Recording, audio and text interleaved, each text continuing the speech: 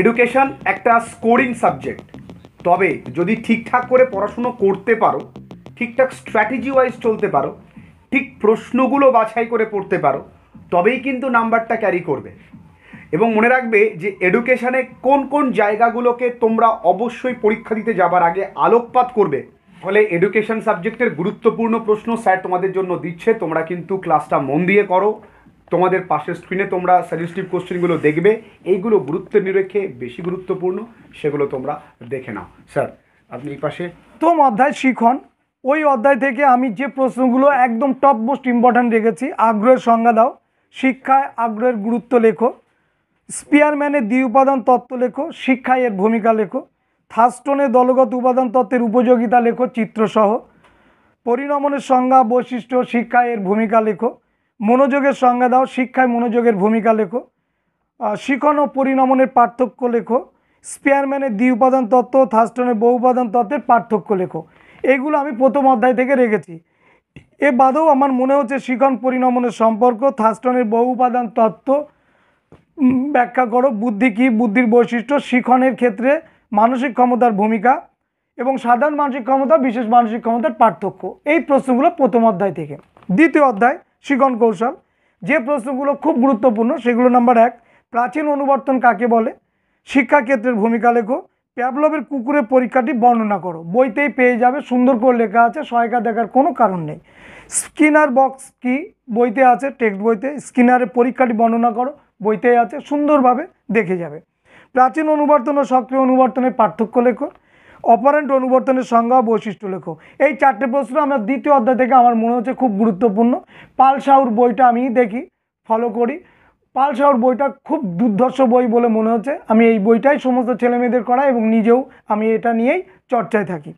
এ বাদে দ্বিতীয় অধ্যায় থেকে যে প্রশ্নগুলো আমার মনে হচ্ছে একটু দেখে যাওয়া ভালো তোমাদের: শিক্ষায় প্যাভলভ তত্ত্বের অবদান, প্রচেষ্টা ভুলের মাধ্যমে শিখন কৌশলের বৈশিষ্ট্য, থর্নডাইকের শিখনের সূত্রগুলোর শিক্ষাগত গুরুত্ব, শিক্ষাক্ষেত্রে গেস্টাল্ট মতবাদের তাৎপর্য, সাধারণ মানসিক ক্ষমতা বিশেষ মানসিক ক্ষমতার পার্থক্য, প্রচেষ্টা ভুল তত্ত্ব ও অন্তর্দৃষ্টি শিখন কৌশল পার্থক্য, সক্রিয় অনুবর্তনের সংজ্ঞা, শিক্ষাক্ষেত্রের ভূমিকা।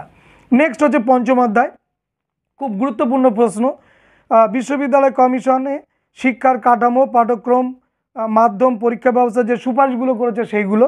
বিশ্ববিদ্যালয় শিক্ষা কমিশনের মধ্যে উচ্চশিক্ষার লক্ষ্যগুলো কী, সেইগুলো। এই দুটো প্রশ্ন হচ্ছে বিশ্ববিদ্যালয় শিক্ষা কমিশন অর্থাৎ পঞ্চম অধ্যায় থেকে খুব গুরুত্বপূর্ণ। এবার আর দুটো প্রশ্ন এই অধ্যায় থেকে দেখে যেতে বলবো: গ্রামীণ বিশ্ববিদ্যালয় সম্পর্কে সুপারিশ আর বিশ্ববিদ্যালয় কমিশনের মূল্যবান বা দলিল বলা হয় কেন, বিশ্ববিদ্যালয় কমিশনকে মূল্যবান দলিল বলা হয় কেন।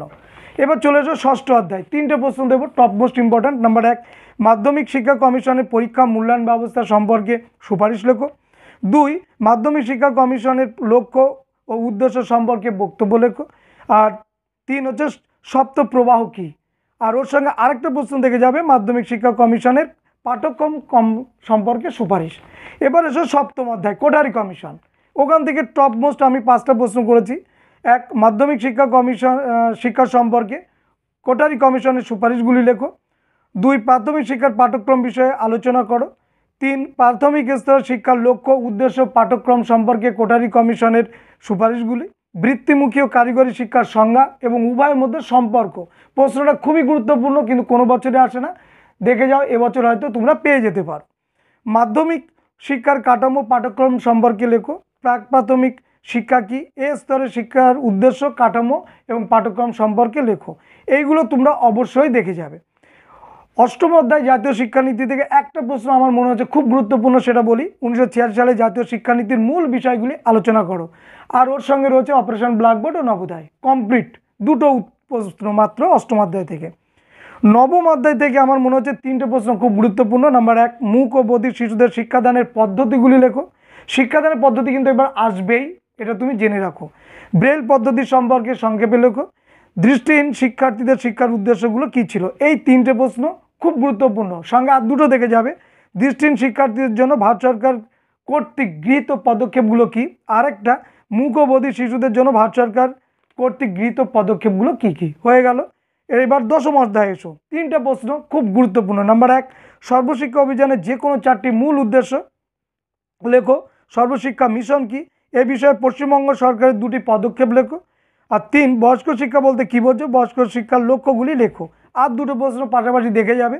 সর্বশিক্ষা মিশনের প্রস্তাবিত যে কোনো 4টি পদক্ষেপ আর সর্বশিক্ষা অভিযান কর্মসূচি বাস্তবায়নে গৃহীত পদক্ষেপগুলি আলোচনা করো। এবারে চলে এসো একাদশ অধ্যায়। একাদশ অধ্যায়ের 3টে প্রশ্ন আমার কাছে খুব গুরুত্বপূর্ণ মনে হচ্ছে এবং প্রথমেই যে প্রশ্ন লিখতে হবে এডুকেশনের প্রশ্ন হাতে পাওয়ার পর এখান থেকে কিন্তু একটা প্রশ্ন থাকবে। জানার জন্য শিক্ষা, কর্মের জন্য শিক্ষা, মানুষ হয়ে ওঠার জন্য শিক্ষা, 3টে করবে, এখান থেকে একটা অবশ্যই পাবে। আর শিক্ষার 4টে স্তম্ভ সম্পর্কে একটু জেনে যেও। এবারে চলে এসো লাস্ট অধ্যায় দ্বাদশ।